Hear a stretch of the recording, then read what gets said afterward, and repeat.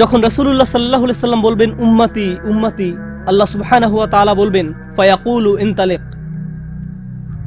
এগিয়ে যাও, ফাআখরিজ মিনহা মান কানা ফি কলবিহি মিসকালা শাইরাতিন মিন ঈমান, মনোযোগ দিয়ে শুনুন, যাও এখান থেকে বের করে নাও যাদের অন্তরে ঈমান আছে, এমনকি এখানে শারিয়া মানে বার্লি দানা, যা সামান্য একটু লম্বা হয়, যাদের অন্তরে এতটুকু পরিমাণ ঈমানও আছে, যে কোনো ঈমান যদি তাদের অন্তরে থেকে থাকে তাহলে তাদেরকে বের করে নাও।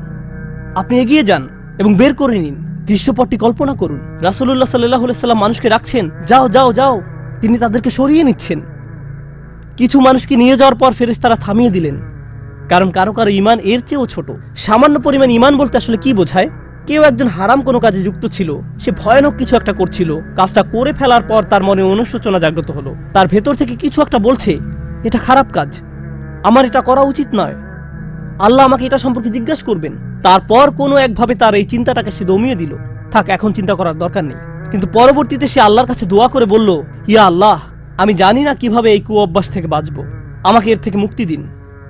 আমি চাই না এটা আমার জীবনে আর ঘটুক, কিন্তু তবু আমি এটাতে আটকা পড়ে আছি। অতি ক্ষুদ্র ঈমান তার ভেতর থেকে চিৎকার করছে, অন্য কেউ এটা শুনতে পারছে না, তার অন্তর এটা শুনছে। আর আল্লাহ আজ্জা জাল্লা বলছেন, তারা যদি এতটুকু ঈমানও দেখাতে পারে, আপনি এগিয়ে যান, তাদেরকে বের করে নিয়ে আসুন, আপনি তাদেরকে বের করে নিয়ে আসুন। আর তিনি যখন এভাবে মানুষদেরকে বের করে নিয়ে আসবেন, তখন ফেরেশতারা একসময় থামিয়ে দিবেন, কারণ অনেক মানুষের অন্তরে এতটুকু ঈমানও নেই, সামান্য অনুতাপটুকু তাদের অন্তরে ছিল না। থামিয়ে দিবেন, ফাআনতালিক ফাফআল, আমি গিয়ে এমনই করব, সুম্মা আউদ, তারপর আমি ফিরে আসব।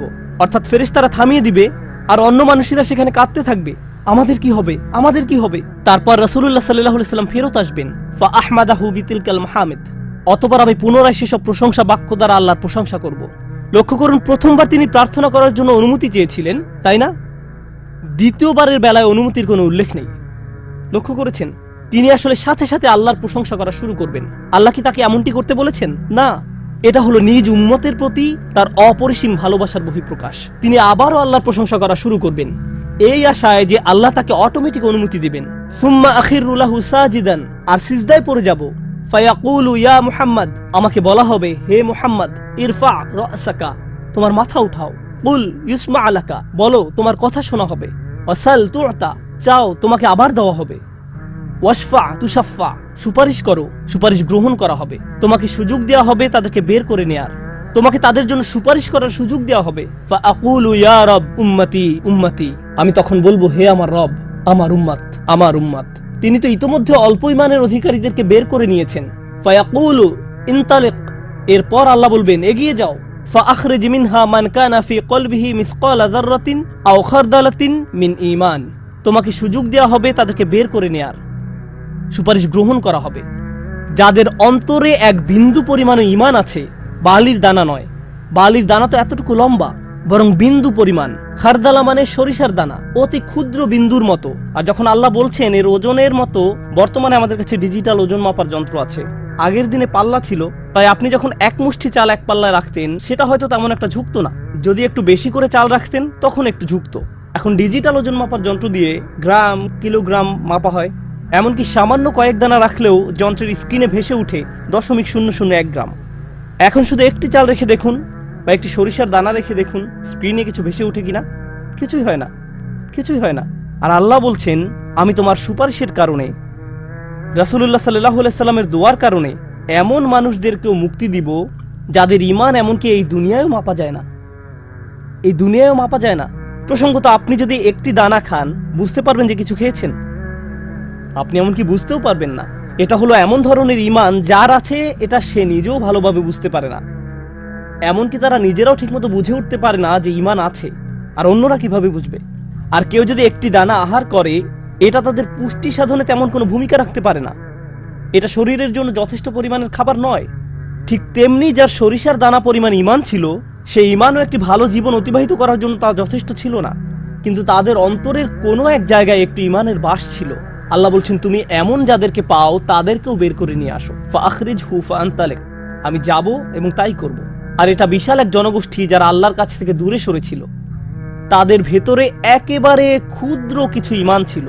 এরপর তো আর কিছু নেই মনে হচ্ছে, ঘটনা শেষ।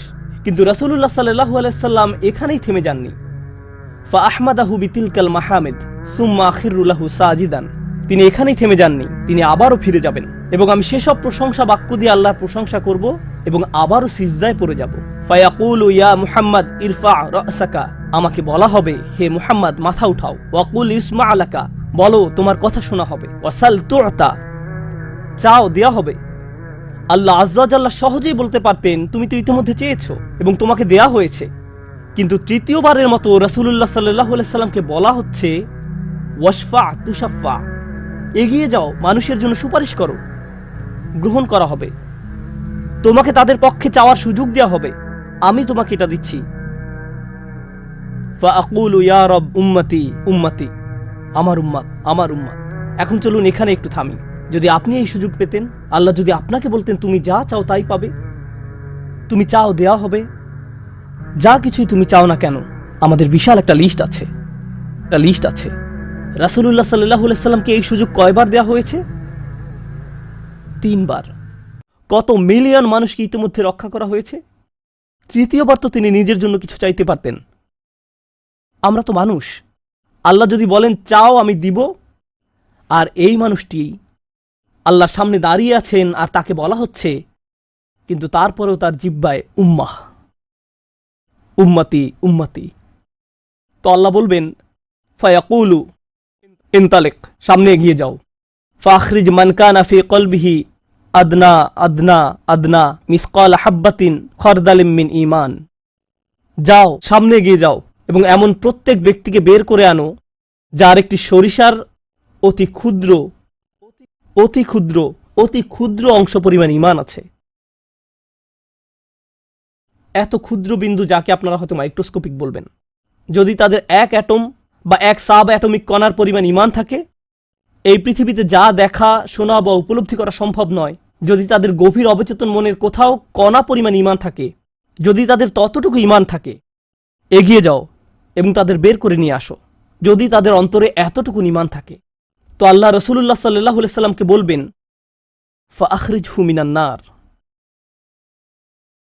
তাদেরকে আগুন থেকে বের করে আনো। কথাটা মনোযোগ দিয়ে শুনুন, তাদেরকে কোথা থেকে বের করে আনো? আগুন থেকে। অর্থাৎ কিছু মানুষ ইতোমধ্যে জাহান্নামে পতিত হয়ে গেছে। অনেক মানুষ এই হাদিস পড়ে মনে করে আমরা জাহান্নাম থেকে মুক্তি পেয়ে যাব, আগুন আমাদের স্পর্শ করবে না। কিন্তু হাদিস এই কথা বলছে না। রাসূলুল্লাহ সাল্লাল্লাহু আলাইহি সাল্লাম আল্লাহর কাছে কাকুতি মিনতি করছেন, আর এই দিনটি হবে 50,000 বছর লম্বা। অনেক মানুষের বিচার ইতোমধ্যে হয়ে গেছে। আর আমি আপনাদেরকে সেই আগুন সম্পর্কে শুরুতে বলেছিলাম, আপনি যদি এর বাতাসের স্পর্শ পান 1 সেকেন্ডেরও কম সময়ের জন্য, আপনার মনে হবে এর চেয়ে ভয়ঙ্কর আর কোনো শাস্তি হতে পারে না। আর আল্লাহ রাসূল সাল্লাল্লাহু আলাইহি সাল্লাম সেই মানুষগুলোর জন্য আশা ছেড়ে দেননি, তাদের জন্য হতাশ হয়ে পড়েননি। প্রসঙ্গত তারা মুসলিম, তারা কিন্তু মুসলিম, কারণ রাসূল সাল্লাল্লাহু আলাইহি সাল্লাম কি বলছেন, তার মুখ থেকে কোন কথাগুলো উচ্চারিত হয়েছে? উম্মতি উম্মতি। আগুনের মানুষগুলো মুসলমান, ওই মানুষগুলো অমুসলিম নয়, মুসলিম। তো রাসূল সাল্লাল্লাহু আলাইহি সাল্লাম বলেন ফাআনতালিকু ফাআফআল, আমি যাব এবং সেটাই করব।